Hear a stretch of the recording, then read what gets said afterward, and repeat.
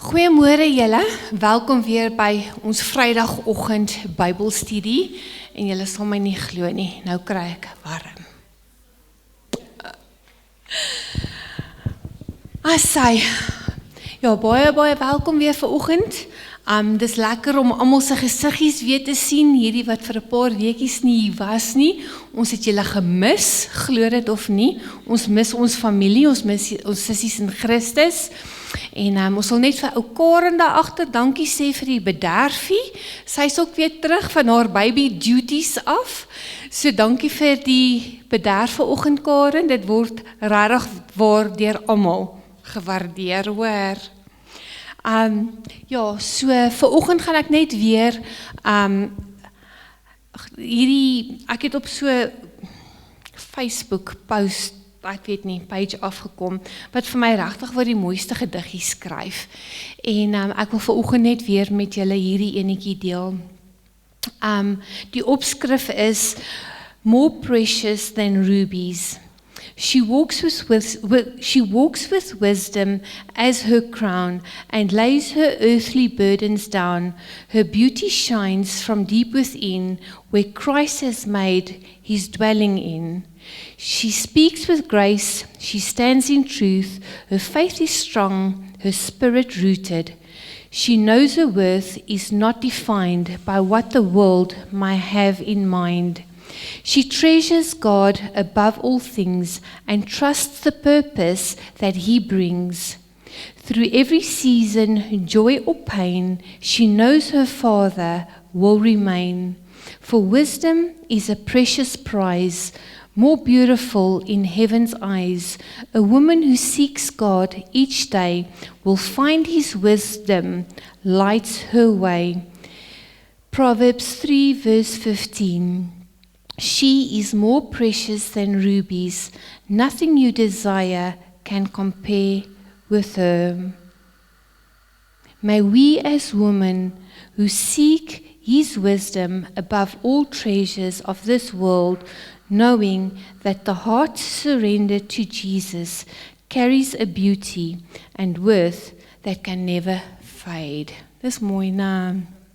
Ja, so ek verklaar dit sommer oor elkeen van julle vanoggend, dat julle regtig waar elkeen vanoggend meer precious is as rubies. Julle is die Here se oogappel. So, kom ons begin. Ek sien die manne daar agter is, hulle klim ook in die koek in. So, kom ons begin sommer net vanoggend. Dan gaan ons lekker worship 2 liedjies en dan gaan Jacy vir ons woord bring. Dankie Here, dankie Abba Vader vir hierdie dag. Thank you that this is the day that you have made, that we can rejoice and be glad in this day. Here, ons sê vir U dankie vir net elke liewe dag wat U vir ons gee. Here, partykeer voel dit vir my, die lewe is so gejaag en ons staan elke oggend op, maar ons vat nie tyd om vir U te sê, dankie vir die lig in ons longe nie. So ek wil vanoggend vir U dankie sê, dankie dat ons elkeen vanoggend kon opstaan met 'n new breath wat U vir ons gegee het. Dankie Vader vir die woord wat Jacy gaan bring vanoggend. Ek glo en vertrou dat dit vir U 'n aangename geur sal wees en dat dit reg uit die troonkamer uitkom. Heilige Gees, dankie dat U die prediker sal wees van enige saad, die woord wat Jacy vir ons bring, dat dit op vrugbare grond sal val. Here, en dan bid ons ook sommer net vir Charlene wat in die hospitaal is. Dankie vir 'n vinnige herstel en genesing daar, Here. Ons weet die dokters wat besig is om MRI's en goeders te doen, dat U alle hande reeds geseën het. En Here, ons wil sommer net, as julle sommer net julle hande so uit kan steek na Johannetjie, laat ons net vir haar bid vir krag.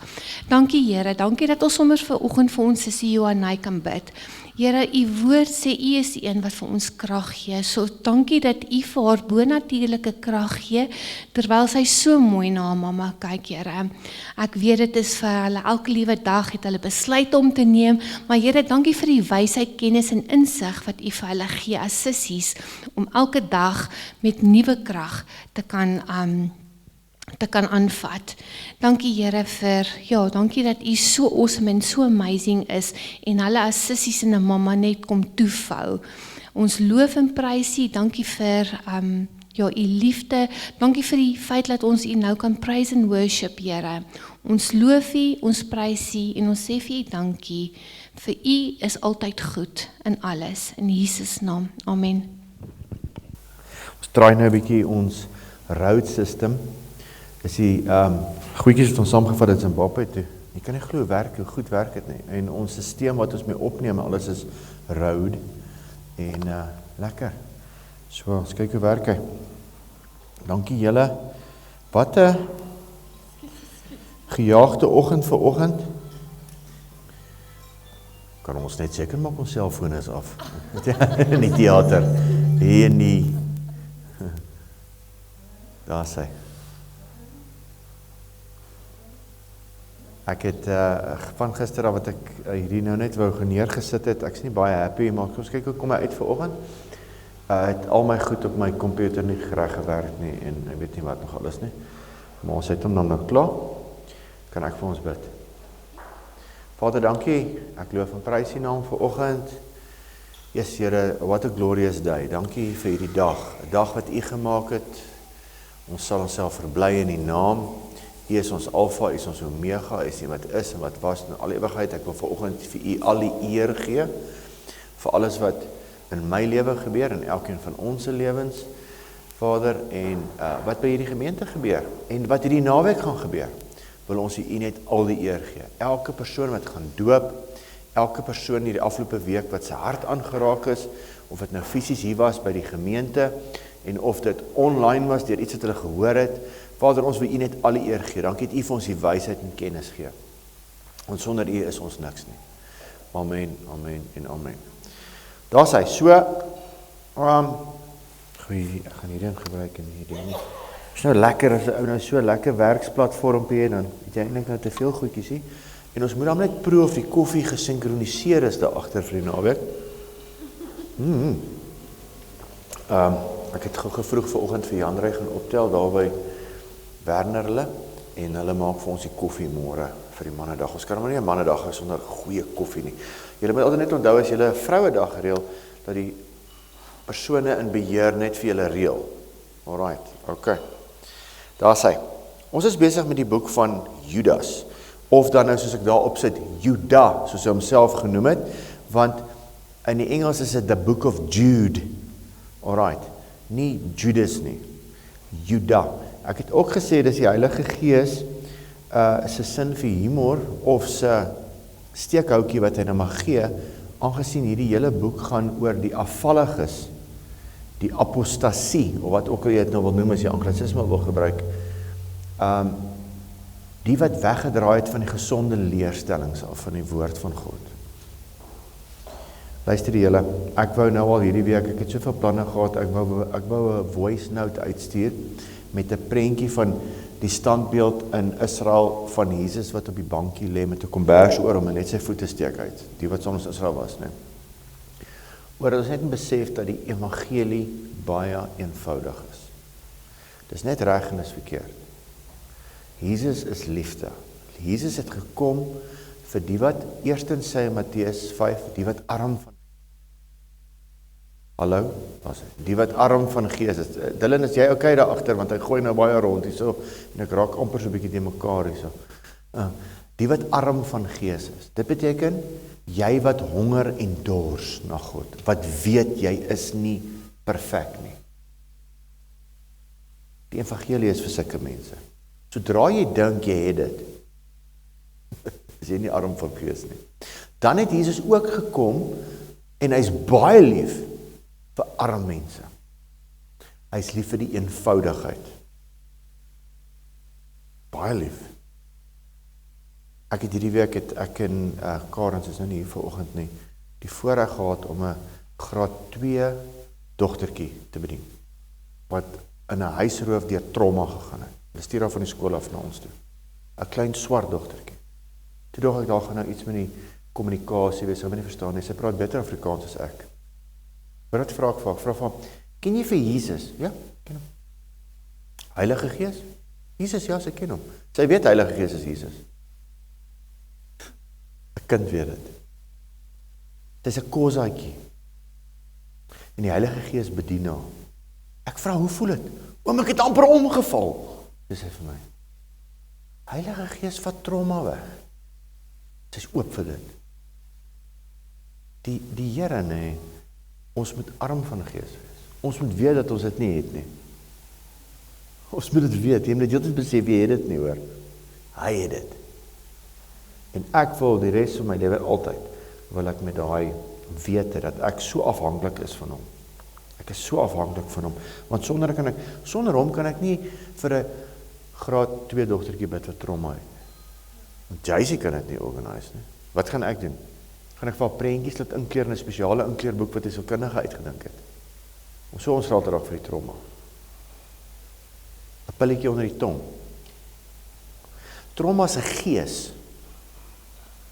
En dit is net die Heilige Gees wat van daai gees kan ons laat op. Anders gaan jy vol met hom sit die res van jou lewe.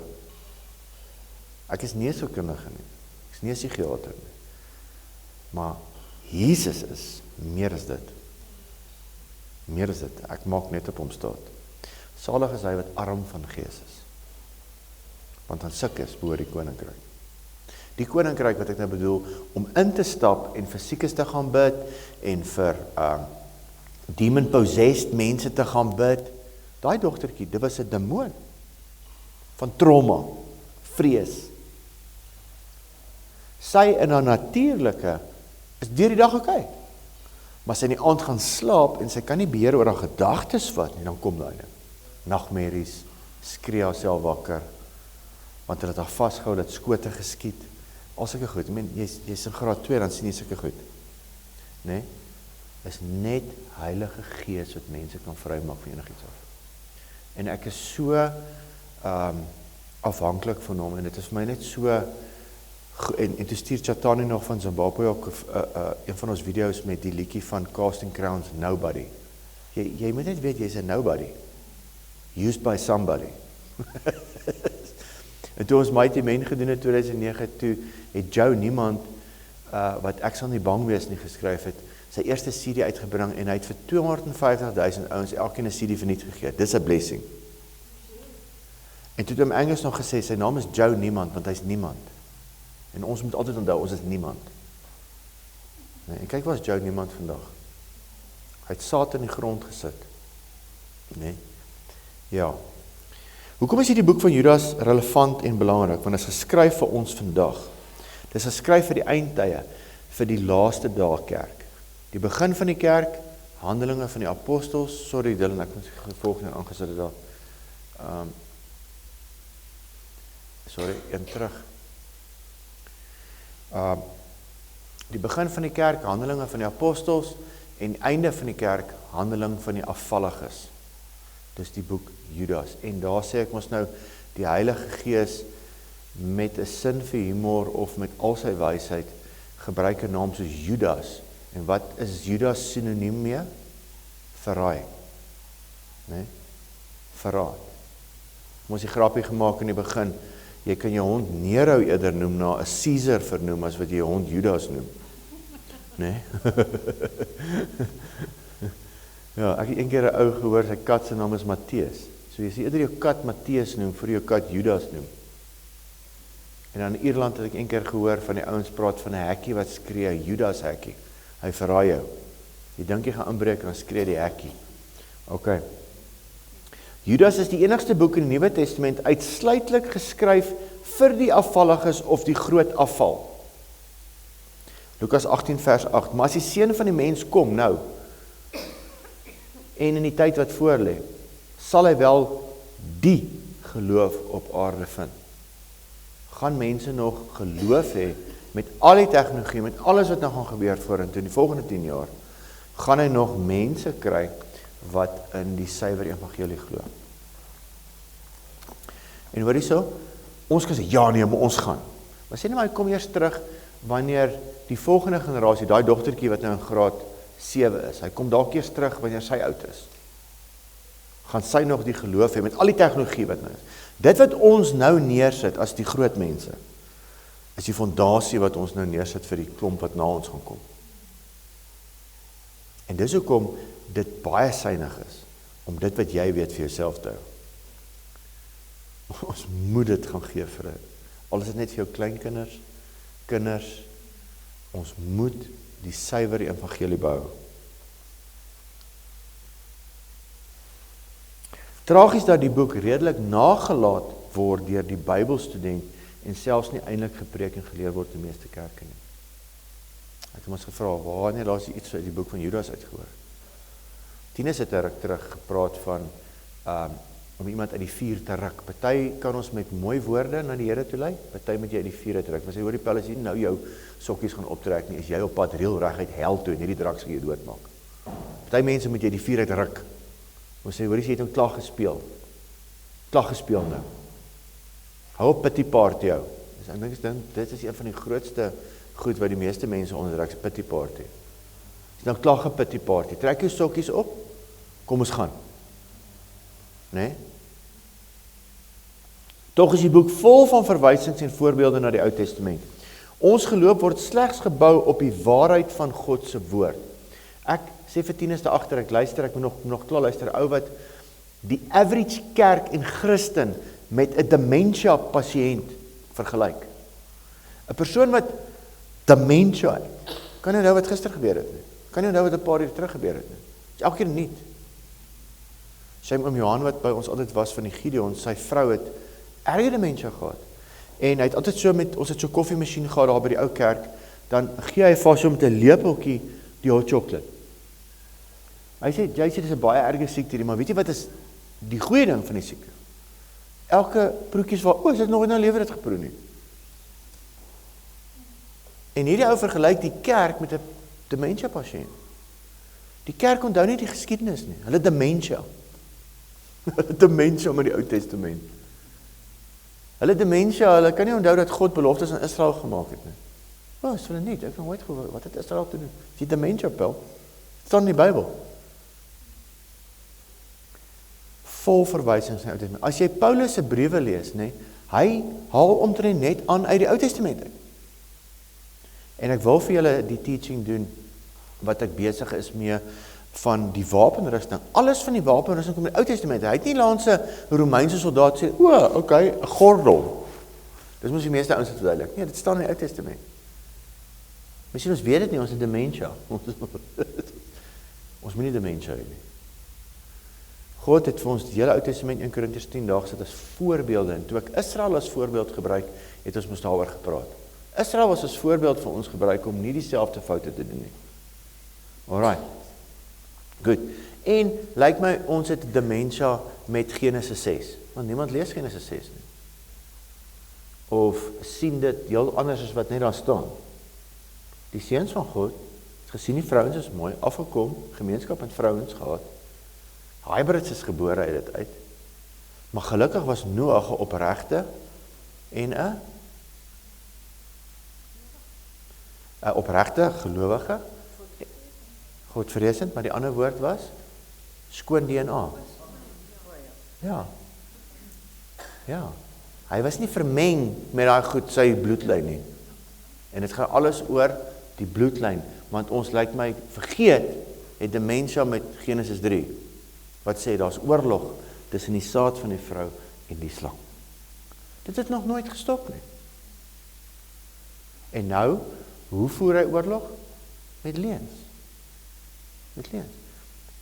As jy vat byvoorbeeld homoseksualiteit, ek sê altyd, en ek het al baie homoseksuele mans en vrouens bedien. En wat ek altyd vir hulle sê is, die Satan kry een ding reg by jou. Hy stop jou bloedlyn. Want jy kan nie met dieselfde enetjie kleintjies maak nie. Kan nie. Dit is teen God se orde. Jy kan net vrou met man, nie man met man en vrou met vrou, stop jou bloedlyn net daar en hy is dood happy. Sy jou naai leen kan nou dood happy, daar is nie nuwe enetjie wat kom by jou nie. Dit is maar net so. Dit is die oorlog. Want alles wat uit God gebore is, in Johannes 5 vers 4, oorwin die wêreld. En dit is die oorwinning wat die wêreld oorwin, naamlik ons geloof. Wie anders is dit wat die wêreld oorwin as hy wat glo dat Jesus die seun van God is? So ons geloof oorwin die wêreld. Romeine 10 vers 16. Maar hulle was nie almal gehoorsaam aan die evangelie nie, want Jesaja het gesê, Here, weet ons prediking geglo. Geloof is as uit die gehoor. En die gehoor is deur die woord van God. So, wat ek hier wil sê is dat Maak nie saak wat gebeur nie. Jou geloof sal die wêreld oorwin. Hoe kry ek geloof? Deur die woord. Want die woord is lewend en kragtig. As jy negatief voel, lees die woord, lees dit sommer hardop. Wat Psalm 91, verklaar hom daar waar jy bly. Psalm 23, die Here is my herder. Ja, maar dit is so eenvoudig soos dit. Die Here is jou herder. Hy sal vir jou voorsien. Net so. Net gou weer die struktuur en uitleg van die boek. Vers 1 en 2, versekering van ons geloof vir die Christen. In haar eerste 3-4 teksverse 3 keer gesê, geliefde, liefdevol. Weet dit. Altyd, maak nie saak wat jy hoor in die wêreld aangaan met ander kerke en ander gelowiges nie, weet God is lief vir jou. Hy het jou lief. Die gelowige Christen in geloof vers 3, afvalliges beskryf vers 4, dan nou waar ons nou tans is, afvalligheid beskryf in die Ou Testament geskiedenis, vers 5, 6 en 7. Vers 5, Israel, wat weggedraai het van God af. 6, die engele, en dan nou vers 7, gaan ons nou doen Sodom en Gomorra, wat vir ons 'n voorbeeld is, en dan volgende week wil ek praat oor afvalligheid in die bonatuurlike realm en die beskrywing van so afvallige, hoe hulle beskryf word in die Bybel. Dan gaan ons so aan. Alright, ek gaan nou nie deur almal gaan daar nie. 3 voorbeelde dan nou wat vir ons gegee was daar, om by te leer ten opsigte van afvalligheid in die Ou Testament.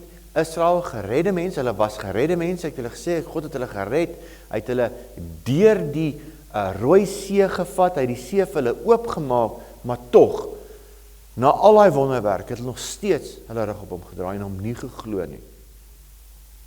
En God het gesê, hoorie, nie een van julle sal die beloofde land sien nie. Nie, behalwe Joshua en Caleb. Alright. So God kan ook net tot op hier, want sê, maak jy net so, klaar. Klaar.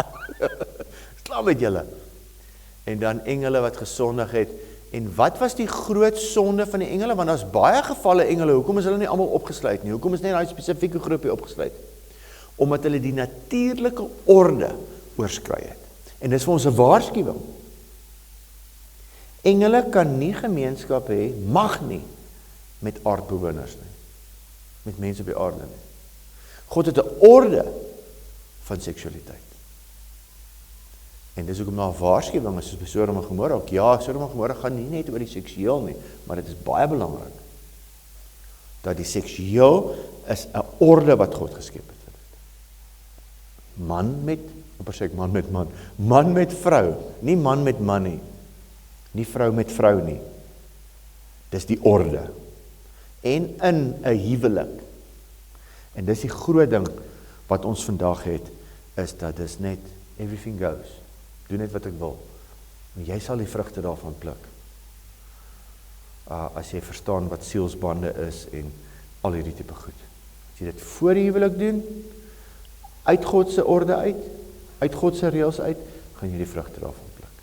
En ek en my vrou in ons huwelik en ons geskiedenis en ons getuienis ook. Ons het voor die huwelik saam gebly vir 'n jaar. Ons eerste 5 jaar van ons huwelik was hel. Was hel. Ons het mekaar so gebots. Tot ons daai uitgesort het. Vir die Here om vergifnis gevra. Dit is asof net 'n miracle happen. Verstaan?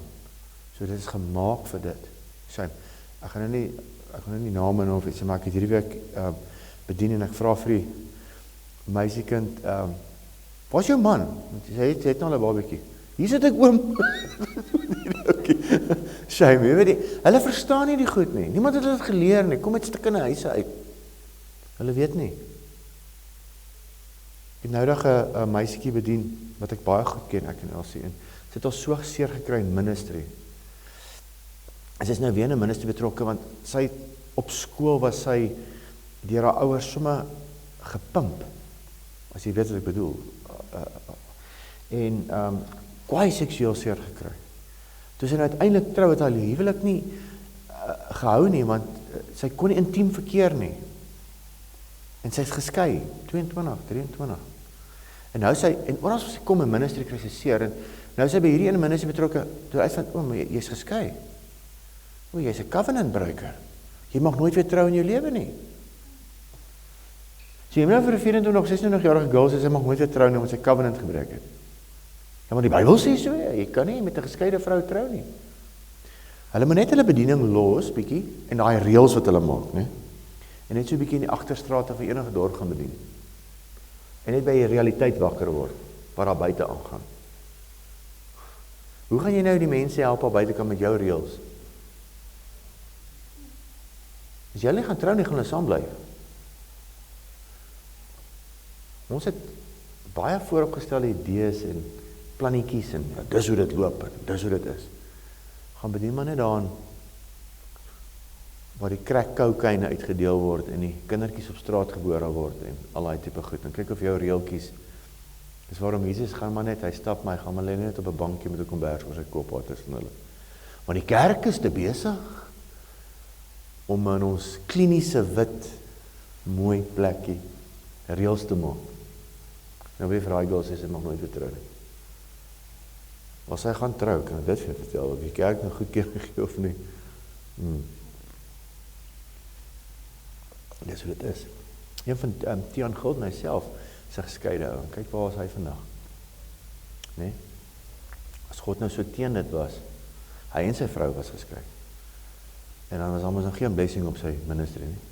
En tog is daar. Alright, sê ek nie met skei? Nee, verseker nie. Ons weet mos nou die waarheid en ons weet nou om ons huwelik te werk. Jy is nou getroud met die ding.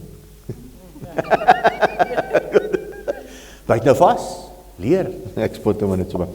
Sodom en Gomorra, ongeredde mense. So, Israel geredde mense, engele wat gesondige engele, dis so, en ook wat met die engele aangaan, God oordeel buite realms. God het alles geskape, selfs die engele. Hy het Satan geskape. Nie as Satan nie, maar die wese. En dan Sodom en Gomorra, ongeredde mense. Wat van die mense wat nog nooit gehoor het van Jesus nie? Ek moet altyd daai vraag. Alright. Goed. Judas 1 vers 5. En daar's nou vir jou 'n prent. Ek moet net voor die saam. Nee, toe maar Dylan, jy's besig daar met ander goed vir die naweek, moet jy nie worry nie, chom. Ek het hom. So Sodom en Gomorra, né? Lê meeste van dit lê vandag onder die Soutsee, onder die Dooie See. Alright. Onder dit. Ek wou nog 'n aanhaling van Flavius gekry het wat in Jesus se tyd self, as jy uit Jerusalem uitgestap het Jerigo se kant toe, dan stap jy so oor, dan kyk jy nou af, daar's Jerigo en dan so aan die regterkant begin ons nou Soutsee sien. Het dit nog rook uitgetrek daar van wat 1000 jaar voor dit gebeur het. Van God se oordeel oor Sodom en Gomorra. Vandag as jy opgrawings se ouens doen, kom hulle nog op die balletjies af van die goed wat gebrand het. Nou kan ek amper sê ek nou weer helium balletjies, is nie helium nie. Magnesium, sulfur, ja. En as hulle met 'n lighter kom, dan kan hulle nog steeds aan die brand steek. Dan brand hy nog steeds. En nou daai balle reken hulle was hierdie size. En dan het hy gebrand. En alles in 'n 20-30 meter radius om dit weggebrand. En daai goed het gereën op Sodom en Gomorra. Nou is daai balletjie so groot. Ek gaan vir jou nou 'n prentjie wys ook hier van Lot, wat hulle reken is Lot. Wat teruggekyk het. Die pilaartjie staan nog daar. Baie interessant. Oh ja, Lot se vrou, sorry. Maar Lot, ek raak altyd die mekaar, want Lot klink vir my se vroue naam, is maar net ek. Alright. Judas 1 vers 5. Maar ek wil julle daarna herinner, al weet julle dit nou eenmaal dat die Here, nadat hy die volk uit Egipte land gered het, daarna die wat ongelowig was omgebring het. Ons het nou daaroor gepraat, né? Die Israeliete. Vers 6. En die engele wat hulle eie beginsel nie bewaar het nie, hulle het oor die reëls gegaan, hulle eie beginsel, maar hulle eie woning verlaat het, het hy vir die oordeel van die groot dag met ewige boeye onder die duisternis bewaar. So daai perde sit nou daaronder in Tartarus of waar ook al. En dan nou vers 7. So Sodom en Gomorra en die stede rondom hulle wat op dieselfde manier as hierdie mense gehoreer en agter 'n vreemde vlees aangeloop het. As 'n voorbeeld gestel is terwyl hulle die straf van die ewige vuur ondergaan. Die derde voorbeeld van God se oordeel. Judas het reeds 2 voorbeelde genoem, Israel, ongeloof, die gevalle engele, opstand teen God se skepingsorde, daar's die mooi woord, Sodom en Gomorra. Hierdie 3 voorbeelde vorm saam een boodskap. God is geduldig en langmoedig, maar hy laat volgehoue rebellie teen hom nie ongestraft bly nie. It is what it is. Net so. Alright, en dis hoekom God dan nou wanneer die kerktydperk se venster toemaak, gaan oordeel vel op die aarde volgens die boek van Openbaring, eerste 3,5 jaar die aarde en dan die mense die ander 3,5 jaar. Dat alles klaar betaal. Almal gaan betaal wat hulle moet betaal. My en jou sin is gelukkig betaal. Prys die Here. Hè? Tetelestai, toe in die kruis hang. Dit is volbring. Ons is sal betaal. Nou wil Christene hê ons moet deur daai jare gaan. Ons skuld is aan opbetaal. Alright. Ja, daar was nou 'n mooi prentjie. Hier is die wat hulle reken. Daar staan nou ou Lot se vrou. Wat was haar naam? Ja, dankie. Ons weet nie. Maar kom ons sê maar Cynthia. Daar staan sy. Sy het nou teruggekyk. Sodom en Gomorra het sinoniem geword met God se oordeel. Volgens Genesis 18 en 19 was die sonde van hierdie stede baie ernstig. Die Bybel beskryf wydverspreide goddeloosheid, geweld, seksuele verdorwenheid, agter vreemde vlees aangeloop. Engele goed het daar rondgeloop en demons en weet nie wat alles nie. Kan ek julle gou ietsie vertel? As jy nou soos ek al 'n paar jaar saam in Nigeriërs geopereer, dan hoor jy wat aangaan in die okkulte en goed, en as mense in satanisme ingaan en in die okkulte, dan is een van die eerste opdrag, gaan begrafplaas toe en gaan hê seks met 'n demoon. Ek het nie geweet dit is moontlik. Ek dink, waarvan praat jy mense? Maar dis wat hulle dit wel doen, hè? En ja, so dit gebeur dan nou. En 'n volkome verwerping van God se gesag. En die ding is nie waar nie, hè? As jy aangeval word deur demone, ek het hierdie week Andrew Womack, en hy's 'n redelike realistiese ou. Hy het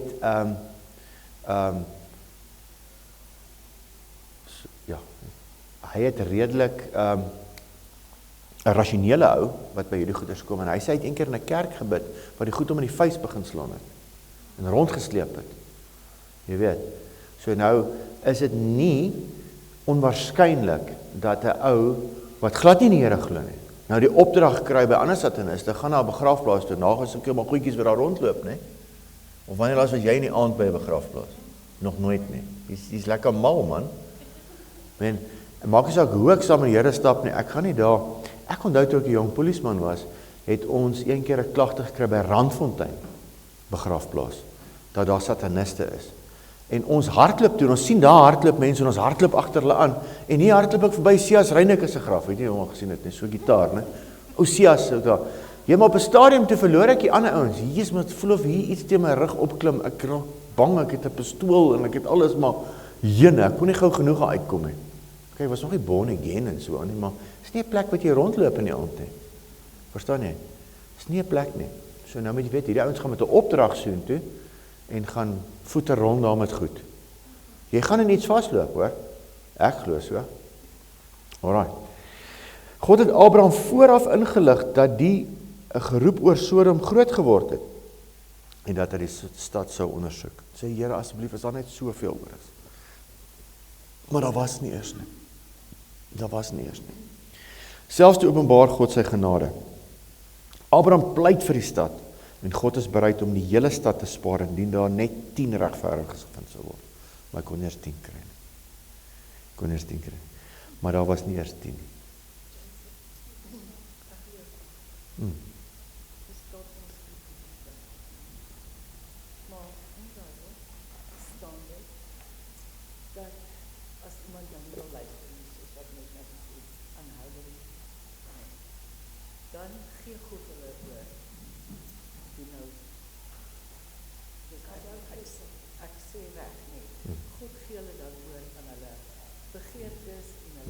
Staan in Romeine 1 ook, nee, vanaf vers 18. Nou as God dit gedoen het, hulle gelos,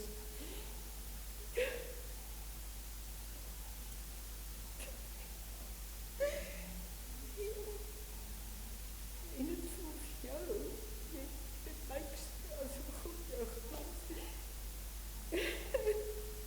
Want hou Tannie, nee, ons wat, nee, ons, En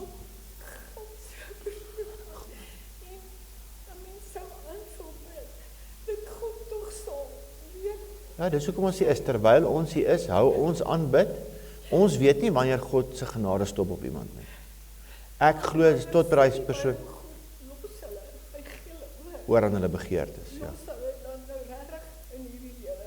En Nee, maar dis hoekom ons daar is. Terwyl ons daar is, en die evangelie verkondig, is daar altyd hoop vir enige persoon.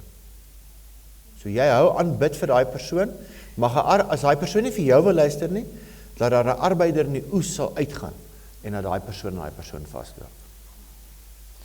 Nou maar, daai wat Tannie nou voel, is God, gaan nou die skrif ook gee, sy begeerte, dat almal gered moet word. Dis sy begeerte. Almal moet gered word. Ja. dis God se begeerte. Maar as hy oorgegee het, so het my God het ook nou moet opgegee met die eenheid kan nou maar net gaan.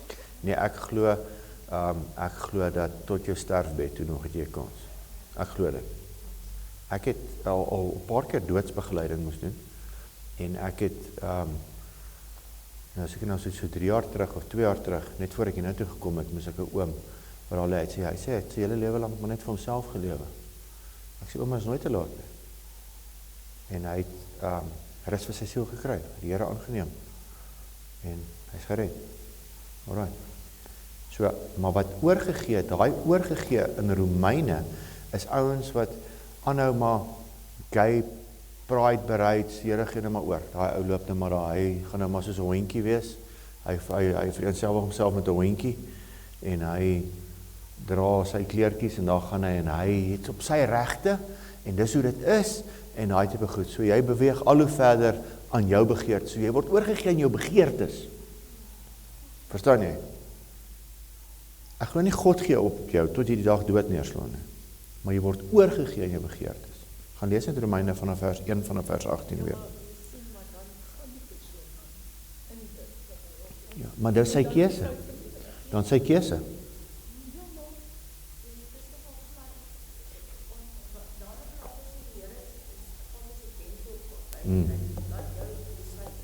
Ja.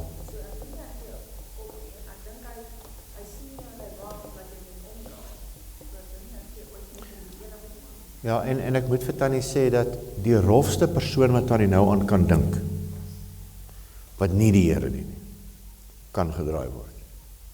Partykeer, want die Here sê jy moet jouself verneder, maar partykeer as die Here jou verneder, sal jy in dieselfde dorp wat jy met 'n kar gery met die voete loop, en dalk nie eens met voete nie, met krikke, of in 'n reistool. En dis nie God wat dit veroorsaak, dis die sonde wat dit veroorsaak. Maar dan dalk op daai plek, kom jy tot oorgawe. Buig die knie, want party mense wil net nie die knie buig nie, is rebellie. Dis rebellie. Ons almal was in rebellie teen God. Ek was in rebellie teen God. Ek was gebore met rebellie in my. Ja, dis hartseer Tannie, en Tannie se hart nou wat Tannie voel en huil daaroor, dis hoe God voel, presies. En nog erger. En erger. God voel erger daaroor. Ek sê ons altyd in Openbaring 15, wanneer God die laaste oordeele vel, is almal uit die troonkamer uit. En 'n rook kom daar uit, en dis van sy gees broed, en hy wil dit nie eers doen nie. Al vloek hulle om daai tyd, want hulle gaan. Is hy nog steeds nie lus om dit te doen. Ja.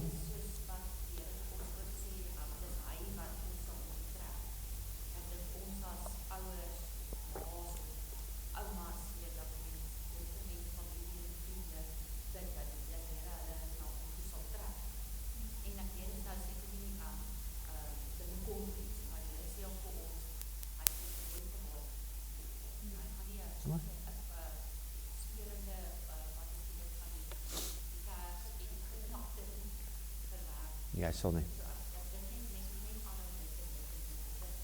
Jy is eers op jou eie alleen verlaat sien jy alles. Dan eers. Ja. En iemand een keer mooi verduidelik sê, daar besef jy eers wat is alleen. Jy is nie nou alleen nie. Al voel jy partykeer alleen. God is ons steeds by jou.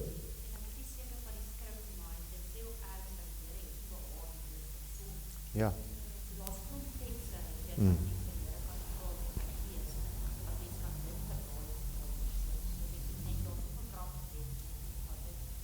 Ek wil julle aanmoedig, kry Tiaan Gildenhuys se teaching op YouTube, God maak nie dood nie. Al die skrifte is daar. Alright, kyk dit, gerus. Ja, hy het langs die graf gesit van sy 22-jarige dogter. En al die tipe goed, so. Ja, nee, dit is nie lekker nie. Ok. Agter vreemde vlees aangeloop, net weer terug te gaan na Judas gebruik 'n baie sterk uitdrukking, agter vreemde vlees aangeloop, met ander woorde, 'n doelbewuste verwerping van die grense wat God vir die mens gestel het. Hierdie mense van Sodom en Gomorra, en vandag ook, is absolute, doelbewuste verwerping van die grense wat God vir die mens gestel het. Daar's grense. En vir jou beskerming is daar iets soos 'n huwelik. En Lou Merbe het in kerke gepreek in die 80's. Dan praat hy van egskeiding en die gevolge daarvan. Hy praat van verhoudings, maksimum man, maksimum vrou, maksimum paar. Hy het sulke teachings gehad. Baie goed. Baie goed. En ek praat vanoggend en ek sê dat een predikant het gesê, hy het nog nooit weer 'n evangelis gehoor soos Lou Merbe nie, behalwe Johnny Lou. Hy kom nou hier nog week in het. Wat kan praat soos daai. Maar in elk geval, en hy het altyd gesê daarso, by maksimum tiener, dan praat hy met die tieners, dan sê hy vir hulle, van seks weet die Satan niks. Niks. Hy laat jy daar, dat hy sê, dit is so spookasem, jy proe aan as het weg en dan draai jy die gevolge. En dit is so. Want daai daad wat jy doen buite 'n verbond, is die gevaarlikste ding wat jy kan doen. Want jy sondig eintlik teen jou eie liggaam. Jou eie liggaam kry pakslag. En almal van ons, hier is dalk 'n paar van julle wat nou nie, maar het die grense oorskry. En ons moes repent van dit. En vir die Here vra, as daar enige sielspanne is wat nie van die af is nie, om dit te breek. Uit ons huwelik uit. In Jesus se naam. Alright. Met ander woorde, okay, soos die gevalle engele God se skepingsorde verlaat het die inwoners van Sodom ook doelbewus God se orde verwerp.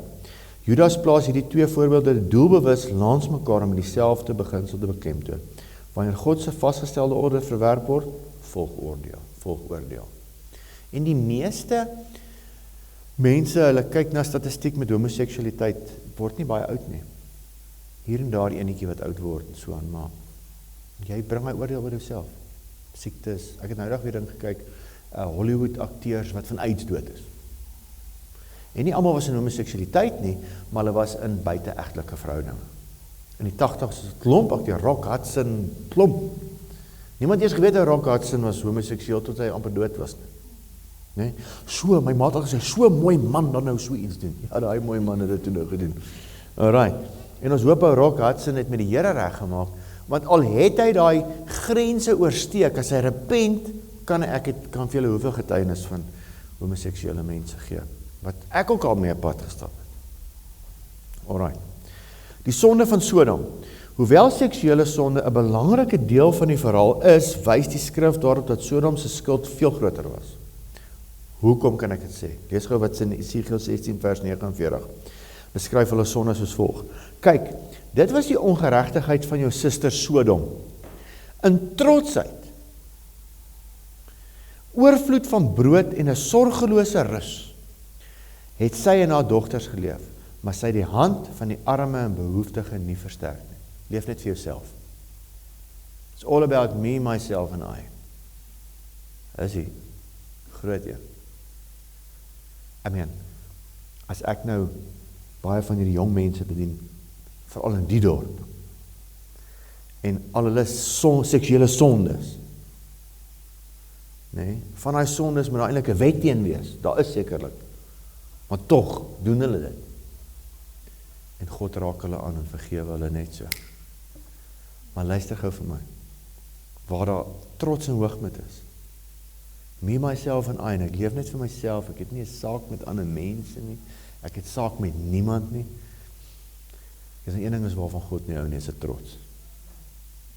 Trots, want dis die eerste sonde dat ek nou dag ons vir gesê toe ons Lucifer beskryf het. Die eerste sonde was nie om van die vrug te eet nie, die eerste sonde voordat dit gebeur het, is iemand, 'n karakter, as gevolg van sy trots, uitgeskop uit sy orde, uit sy plek uit. Deur trots. Want ek sal wees. Ek, die 5 ekke, wat ons moes nou maar beskryf het, wat in Jesaja staan. Trots. En dit was hierso. So ons het altyd van Sodom en Gomorra, ons hoor, Jesus, dit was sonde, maar die groot sonde daar was trots. Nie geworry, didn't have a care. Want Lot het mos daai plek gekies, onthou julle? Toe Abraham vir ons sê, kies, toe sê, kyk hierdie mooi plek, en dan hierdie ander plekkie waar, toe kies nog, ek gaan soen toe, chom. Daar waar die liggies is, daar waar alles mooi werk. En Abraham kry toe nou die ander gedeelte, en hy het meer geprosper. Hoogmoed, trotsheid, selfgerigtheid. Daai woordjie moet ek gaan opsoek. In alles oorvloed en hoor en niks nodig nie, dit klink vir my soos Laodicea. Ons het alles, en ons het niks nodig nie. Die 7de kerk. En die Here sê, ek, nie spoeg julle uit nie, ek kots julle uit. Dis die eindelike woord daar. Dis 'n bietjie rof gesê nie. Onthou julle Laodicea? Die tydperk waarin ons nou leef, onthou julle? Ons is sharp. Ons het AI, of wat ook al. Maar ek lees gister, of ek hoor 'n ding van AI, wat 'n ou sê, AI kan nie jou teels lê nie. AI kan nie jou elektriese goeder regmaak en drade lê nie. So hy sê, die miljonêers van die toekoms, is die ouens wat lande kan werk. Nee? Dankie tog, Jan is nou besig met sy electrical. Hy kan sy pa ook help. So, 'n mooi beroep, waar gaat hy? Hy gaan met sy hande werk. Sê weer? Yes, maar kyk, daar agter sit 'n ou wat sy hande voor, niks verkeerd staan jou Dylan, hoor. Ons vat hom, ek moet hierdie storie vir julle vertel. Ons is daar by die blinde skool, en nou die ou vloertjies is plank, as 'n ou saal, en hy is in die 1930s gebou. Nou die plankvloere breek. Nou het hulle ou sandsakkies daar opgooi, die blinde kindertjies nie binne in die plankies inloop. Hy het daai goed so gekyk, en nou Dylan, hy gaan snyf, en hy gaan snyf. Hy gaan soek, hy het niks gesnyf nie, moenie hoor nie. Hy gaan soek, klomp plankies daar agter, en hy kry, en ek dog nou, Jesus, hoe nie 15 minute nie, al die plankvloere, hy haal al uit sy rugsak, hy kan enigiets, MacGyver kan enigiets in sy rugsak het daar. Daar is het, klaar reg. Handige man, Amber, hy is baie gelukkig, hoor. My vrou kan net so met verlange kyk na so iets. Alright. Selfgerigtheid, hy ekko baie, hoor. In alles oorvloed en niks nodig nie, Laodicense. Sodom en Gomorra. Kyk, dit gaan nou erger as Sodom en Gomorra, nee. Sodom en Gomorra is ligte boere musiek teen wat nou aangaan in die wêreld. Ek en jy weet nie as wat agter die skerms plaasvind, wat nou al gepraat word, met die ouens bring al ou goed uit. Ek en jy weet, hierdie mense het lankal kontak met die goed, en dit kom nie van ander planete af, he. Is demone, Goggas, as weet goed, Here Jesus kom haal ons, draak nou, ek verlang nou my ouma se gebakte eiertjies in Klokkelaan in die Vrystaat nou, as ek al hierdie goed sien wat in die wêreld aangaan. Alright, en wat ek sien in die kerk aangaan, hoe ouens die skrifte verdraai. Ouens wat uit teologiese skole uitkom, wat boeke skryf oor, dat Jesus was nie uit 'n maagd gebore nie, sulke goed. Dis scary wat ouens dink aan nou so daar. Geestelike onverskilligheid, sorgelose rus. Dis wat sorgelose rus beteken, geestelike onverskilligheid. En uiteindelik openlike rebellie. Seksuele verdorwenheid was die vrug van 'n hart wat God reeds verwerp het. Die volgende prentjie is een van die mooiste gekry het. Daar was ou tannie Isabel, wat is haar naam, ek weet nou nie. Josephia, ja. Lot, 'n regverdige in 'n goddelose stad. Petrus noem Lot in 2 Petrus 2 vers 7 en die regverdige Lot. So hy was 'n opregte man. En hy het nou net verkeerd gekies. Hy het die liggies gekies, die stad se liggies. Lot was verseker nie volmaak nie. Hy het swak besluite geneem. Tog sê Petrus in 2 Petrus 2 vers 7, dag vir dag sy regverdige siel gepynig oor hulle wettelose werke. Hy het gesien wat daar aangaan en hy het gesien dis nie goed nie. Dit het hom gepla. Dis ook vandag die ervaring van ons gelowiges. Jy sien wat aangaan. Dit pla jou. Jy sien wat aangaan in jou familie. Dit pla jou. Mense het 'n sorgelose lewe. Jy sal my niks sê nie. Ek sal doen wat ek wil. Jy en jou God. Hierdie Jesus storieetjies. Hoeveel keer ek het al gehoor? Ek het familie wat my blaatant afgeskryf het. Verstaan jy? Ja. En dit kan, nou as jy godsvrugtig wil lewe, sal jy vervolging kry. Alright, en ek is regtig, ek bid vir hulle. Ek bid hulle Jesus sal ken. Ons leef in 'n wêreld waar God se waarheid dikwels verwerp word. Die uitdaging is om, soos Lot, aan God getrou te bly. Ons moet sorg, terwyl ons bid vir die ander, dat die Here ons deur sy grade school vat. En as jy jou hand opgesteek het vir die Here, en jy wil in sy weë wandel, sal hy jou gradeer. Deur verskille van, ek dink nou na soveel jaar dien ek na die Here, dan sal nou nog 'n areetjie wat hy gaan uitsorteer in my lewe. Jy dink jy glo, tot hy vir jou 'n paar obstacles gee om te glo. Reinhard Bonk, ek het gister 'n sê ding van hom gelees wat hy sê, when you work with man, money is needed. But when you work with God, faith is needed. En jy sê jy het 5.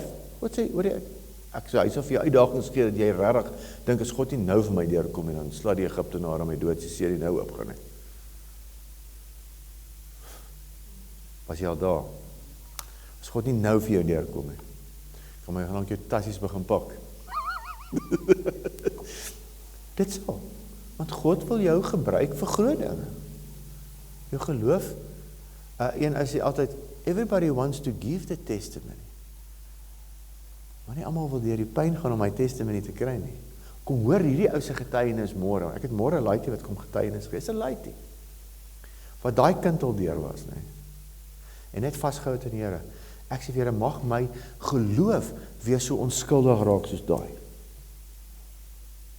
Sonder al die flaf wat ek nou bygeleer het, wat ek nou myself probeer opregverdig. Nee, want as ons nou slimmer raak in die Here, dan begin ons ook nou 'n bietjie meer goedjies kwyt raak. In plaas van terug te kom na die plain Jane evangelie, waar Jesus net daar op 'n bankie lê en wag, dat ons tussen die armes en die wat nie vir hulle self kan sorg nie gaan help. Want dis tog ons opdrag. Alright. Die volgende een, daar is 'n mooi angle van die tannie. Arms nou al verloor sy met die jare en so, en sy so gestaan het. Ek weet nou nie, maar dit lyk so. Judas sê dat Sodom en Gomorra as 'n voorbeeld gestel is. En as jy dink Sodom en Gomorra het nie bestaan nie, gaan vandag soontoe, laat die ouens vir die opgrawings wys, dit het gebeur, dit het bestaan. Alright, is historical fact.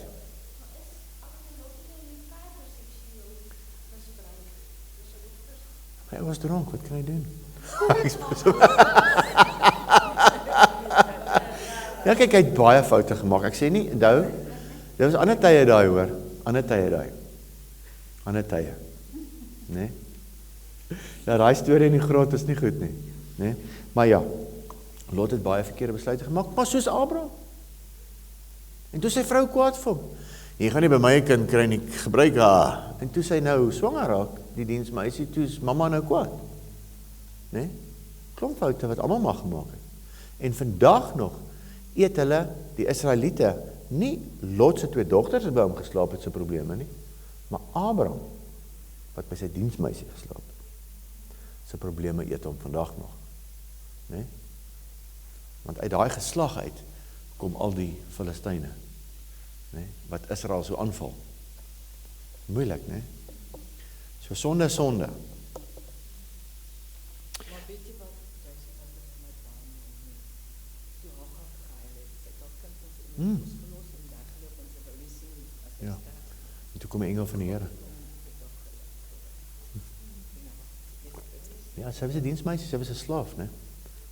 Sy was eintlik gebruik, as jy vandag se standaarde was sy eintlik gebruik, né?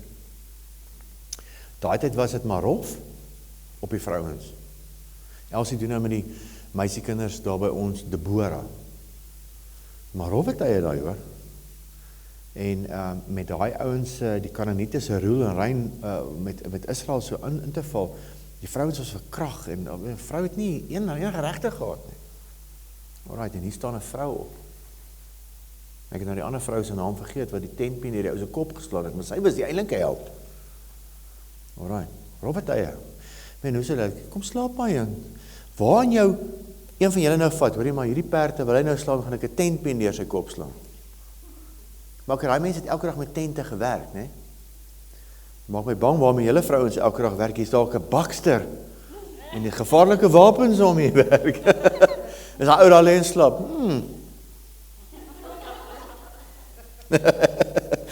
Hierdie gebeurtenis is nie bloot geskiedenis nie. 2 Timoteus 3 vers 16 en 17, asook 1 Korintiërs 10 vers 11 sê, die hele skrif is ingegee en ons is nuttig tot lering. Die hele skrif, is nie net geskiedenis nie, ons moet leer daaruit. Dit dien as 'n voortdurende waarskuwing. God verander nie. Hebreërs 13 vers 8, Johannes 10 vers 35. Hoor jy so wat sê hierin? As dit hulle gode noem tot wie die woord van God gekom het en die skrif nie gebreek kan word nie. Hier's 2 baie belangrike dinge. Die woord van God. Wie is die woord van God? Ek het nou Sondag oor gepraat. Jesus. Dis baie belangrik. God se woord is baie belangrik. Die woord van God word in die Ou Testament die engel van die Here genoem. Die woord van God is nog altyd daar. Die woord van God het fisies aarde toe gekom. Die hele woord is ingegee en is nuttig tot lering, teregwysing, baie goed. Alright. Die skrif kan nie gebreek word nie. Is gesê. Maar ons lê in dementia. Ag nee, dis ou goed daai. Nee. Dit was vir God soos gister. En die mense het nog nie verander nie. Dit is mos die ding wat daai jeug al gesê het, wat ek een van die lesings gesê het. Die groot probleem in die mensdom is dat ons geskiedenis vergeet. Daar's niks niets onder die son nie. Daar was al Heilbron.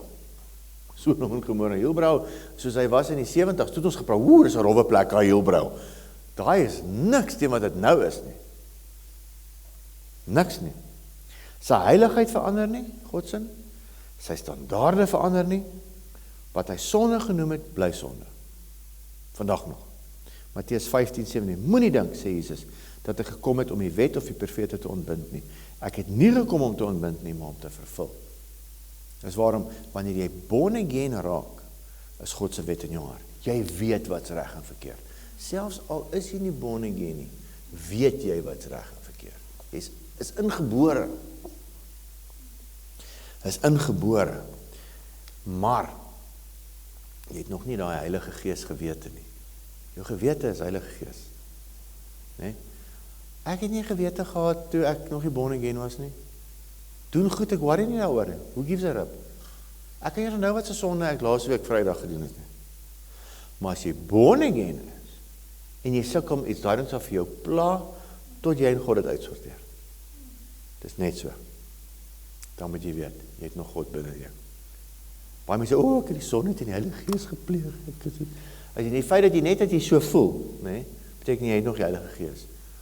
Want jy het 'n berou oor sonde. Ouens wat nie born again, hulle het nie berou oor sonde nie. Die ewige vuur, daar's nou 'n mooi prentjie van die tannie. Sien, sy was 'n mooi girl gewees. Alright. Judas verwys na die straf van die ewige vuur. Die stede brand nie vandag nog fisies nie. Die uitdrukking beklemtoon dat God se oordeel ewige betekenis het. Sodom en Gomorra dien as 'n blywende getuienis van God se geregtigheid.